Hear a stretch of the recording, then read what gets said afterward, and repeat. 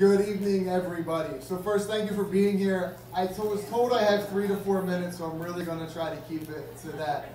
So for those of you who do not know me, I'm an educator. I work in Camden, New Jersey, and I am only up here right now having this conversation because of the 8th grade students that I work with. After last election in 2016, I was tasked to go talk with 120 8th graders, 75% of which are Latino, 25% are black, and explain to them what is going on in our country as a white heterosexual male. So what do I go in there and what do I say to these children? The answer was simple: nothing. I walked in, I gave them the markers to the dry erase board, and I said, I need you to write what you are thinking, what you are feeling, be as brutally honest as what you can. I promise you I will not write you up if you have used profanity. So I walked out of the room, I came back in. After I picked my jaw up off the ground, I started reading out loud what they had said. And these are angry 13 and 14-year-old kids. And I say kids because they are kids. You had the classic F Trump, this and that. But it went more than that. Am I going to be deported? Is my mom going to be deported? What is going to happen to my family? Why is this country so racist? And then it kept on going. How am I going to afford to go to college? How many 13 and 14-year-old children do you know who are worried about how they're going to be able to afford to go to college? I don't know about most of you, but that wasn't my thought when I was 13 and 14 years old. But here they are thinking about this. So the conversation continued, and being 13 and 14-year-old 8th graders, they said, hey, Mr. Thom, you should run for president. And of course I laughed at them and I said, you guys know there's an age requirement, right? So they're like, no, really, you should run for House or you should run for Senate. And we kind of looked at each other and we said, yeah, let's do that.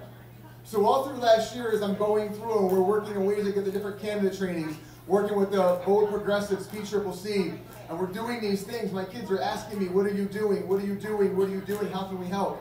This year they're now 9th grade. I see them every single morning. Mr. Thom, what's going on tonight? What's going on tomorrow? What do you have going on for the weekend? How's your campaign looking?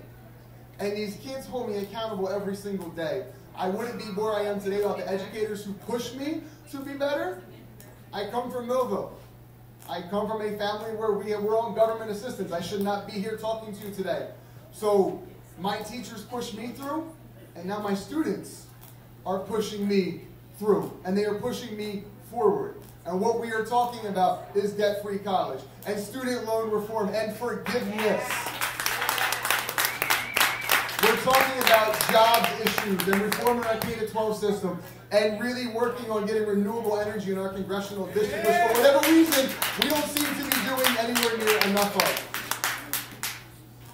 And we would be remiss if I'm working in the city of Camden with a lot of youth and not talking about issues of social justice, issues of criminal justice reform, issues of police brutality. These issues which plague my students every single day and their families, and they are products of the system that is stacked against them. So this fight is starting now, but this is a fight to end class warfare. Because when we can actually stand up and we can tell every single child in this state, in this country, that no matter what the color of your skin is, or where you are from, or what your family's socioeconomic status is, you have the ability to go to college. If that is something we do and we reform our system, for the first time in the history of this nation, there may be some equality and equity, and everybody might have a fair chance to play in this game. So that is why I am here, and that is why I am running for Congress in New Jersey's 2nd Congressional District. And I look forward to working with a lot more of you later.